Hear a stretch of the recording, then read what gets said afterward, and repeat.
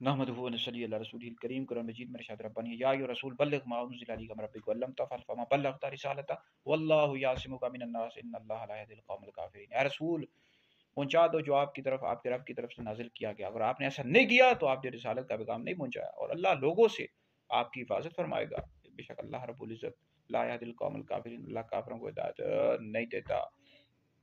تو اس حوالے سے حضرت عبداللہ ابن عباس رضی اللہ تعالیٰ عنہ نے فرمایا جامع البیان میں کہ اگر آپ نے جو بھی آپ کی طرف آپ کے رب کی طرف سے نازل کیا گیا، اگر بالفرض معاذ اللہ اگر آپ نے ایک آیت بھی چھپا لی تو آپ نے رسالت کا پیغام نہیں پہنچایا.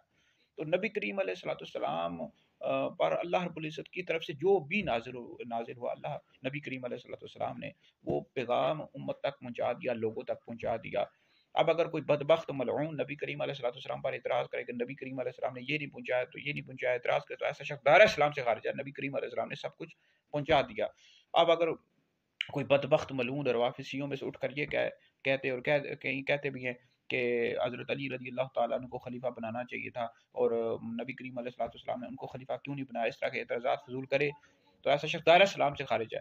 یاد رکھے کہ جو خلیفہ کا اس حوالے سے انتخاب تھا نبی کریم علیہ السلام نے امت پر چھوڑا ہے. نبی کریم علیہ الصلوۃ والسلام کی امت جو تھی اس وقت صحابہ کرام علیہم رضوان تھے، تو انہوں نے جو پہلے خلیفہ راشد تھے، امیر المومنین افضل البشر بعد الانبیاء، حضرت سیدنا ابوبکر صدیق رضی اللہ تعالیٰ عنہ کو چن لیا.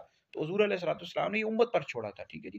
تو اگر اس طرح کے بدبخت روافضیوں میں سے کوئی اٹھ کر کے اور کہتے بھی ہیں کہ حضور علیہ الصلوۃ والسلام نے کیوں نہیں اس وقت حضور علیہ الصلوۃ والسلام نے وصیت کیوں نہیں کی، یا وہ جو حدیث کرتاس کے حوالے سے کہتے ہیں کہ حضور علیہ الصلوۃ والسلام یہ لکھنا چاہتے تھے حضرت علی مولا علی المرتضیٰ رضی اللہ تعالیٰ عنہ کے حوالے سے کہ ان کو خلیفہ نامنڈیٹ کیا جائے، حضور علیہ السلام نے کیوں نہیں بیان کیا. تو اس طرح یہ ایسا شخص دار اسلام سے خارج ہے. تو حضور علیہ السلام نے تمام جو بھی اللہ کی طرف سے نازل ہوا آپ نے پہنچا دیا. ٹھیک ہے جی.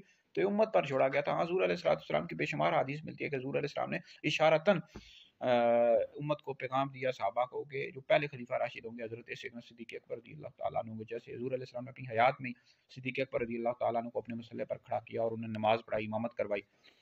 تو لہٰذا یہ امت پر چھوڑا گیا تھا. تو دیکھیں مولا علی المرتضیٰ رضی اللہ تعالیٰ عنہ چوتھے خلیفہ راشد ہیں. تو اہل سنت کا اور تمام مسلمانوں کا یہ نظریہ کہ انبیاء علیہ السلام کے بعد سب سے افضل ابو بکر ہیں، پھر عمر ہیں، پھر عثمان ہیں، پھر علی ہیں. جو شخص مولا علی کو ابو بکر عمر سے افضل بتایا ایسا شخص عمرہ بدین اور اہل سنت سے خارج ہے. اور خلفاء راشدین پانچ ہیں، حضرت ابو بکر، حضرت عمر، حضرت عثمان، حضرت علی، امام حسن مجتبیٰ رضی اللہ تعالیٰ عنہ مجمعین. امام حسن مجتبیٰ رضی اللہ تعالیٰ عنہ پر خلافت راشدہ ختم ہو جاتی ہے. امیر معاویہ رضی اللہ تعالیٰ عنہ پہلے اسلام کے بادشاہ ہیں. تو بہرحال حضور علیہ السلام نے تمام پیغام امت تک پہنچا دیا. لہٰذا جو بدبخت ملعون حضور علیہ السلام پر اعتراض کرے کہ حضور نے یہ چیز نہیں پہنچائی، یہ نہیں پہنچائی، ایسا شخص دائرہ اسلام سے خارج ہے، کافر مرتد ہے. یہ ویڈیو سنے دیگر لوگوں تک پہنچائیں، آپ لوگوں کے لیے بہت بڑا صدقہ جاریہ ہے.